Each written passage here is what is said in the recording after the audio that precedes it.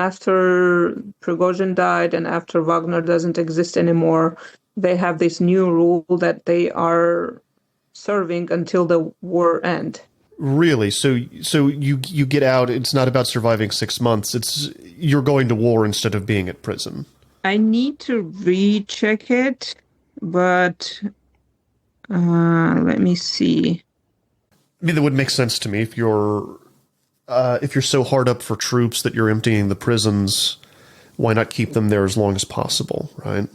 It was during the Wagner time. It was like 6 months, and now they are have to serve until the end of the so-called special military operation.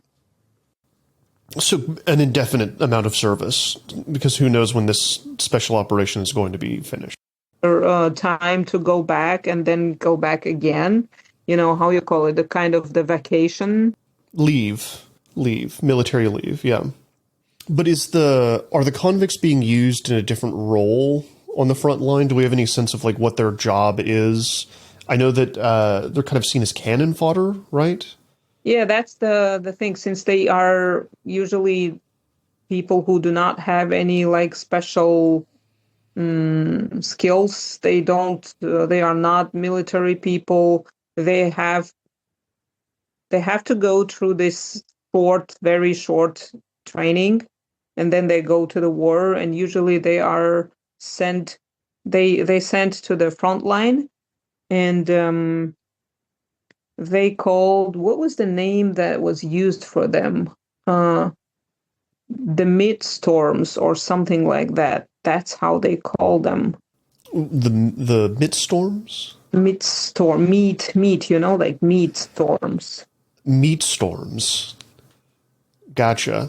Yeah, that's how they call them in Russian language. They call them meat storms because they go in the front line, and a lot of them get ground up, but they don't have any like special role, as I know. No. You talk a little bit more about how this is kind of a changing of tracks, but I think it's interesting. How has reporting on Russia changed in the past few years since the war started? Not just on this story, but just in general. How has it become more difficult? Because, like you were saying, this is not. You can't just go anymore. You can't go and get into the country as a journalist and then talk to people. Even if they would allow you in, it's very dangerous, right? Mm-hmm. Yeah, the most difficult thing these days to report from Russia about Russia is the thing that people are not really happy to talk to you. They're afraid, and I can understand them, because we just recently had this case when this guy who just talked to some journalists of Radio Free Europe in the street in Russia just responded a question about the war, what he thinks about the war. He said, like, the war is bad. We're like, our army is killing people and all that stuff. He was sentenced for 5 years of obligated work. I don't know, that the thing that you need to work. You know how you call it, the public service, public work. Service, yeah. You need to do the public service, but the prosecutor wanted to send him to the jail for 5 years. They didn't do that, but we already have this first case when the person who talked to journalists in the street just how you call it, the Q&A in the street. There was like some special word for that. We call them man on the street interviews. Yeah, the interview in the street. We already have this case, and we have the case when the other journalist, she went to Russia just for her, to meet her family for some family business.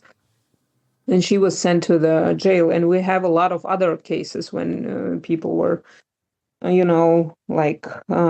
followed because of the being journalists or talking to journalists. So that's the most difficult thing these days, reporting from Russia and about Russia. that's why a lot of people who are talking to us, they are anonymous. And we have no, I mean, I know that it's um, like everyone wants to have like name on their newspaper, right? On their story, name of the people who you talk to. But it's a huge responsibility. I don't know. Am I ready to take a risk and write a name? I can make those people give me the names, right? Do I want to take that responsibility?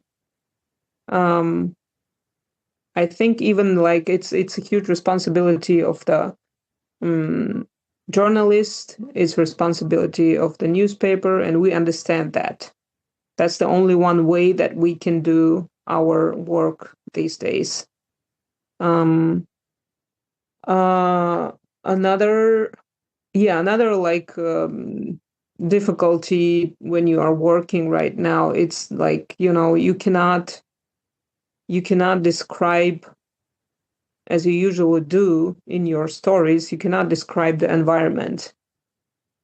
That's also a hard thing for us um, to deal with. There's a story that me and my co-author Neil, we did about this small town called Kyakhta in Buryatia in Russia. And we wanted to show how the war affected the regular city, regular small town in Russia. It's kind of not regular. It's a like military town. It's like a Harrison town, and we wanted to show how the war affected that town, how we can see the war in everyday life of these people.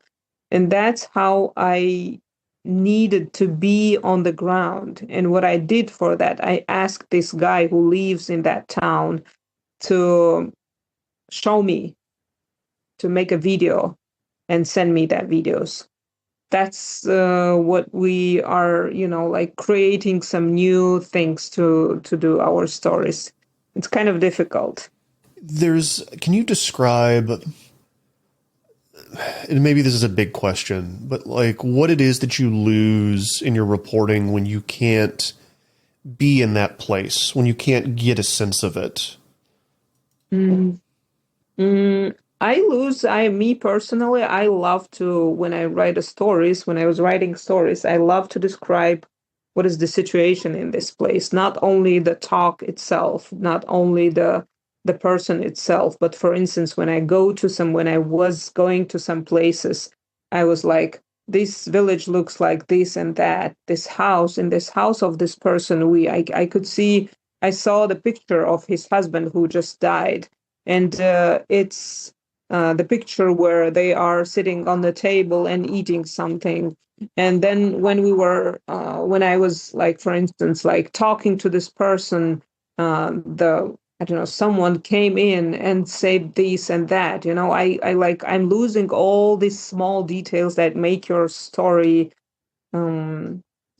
that make your story alive.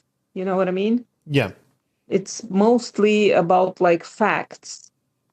But when I was going um, to some places to have an interviews with the people before the war, it was not only facts, not only interviews, but it was a lot of details that shows you and your audience shows you the whole picture. Why is this happening?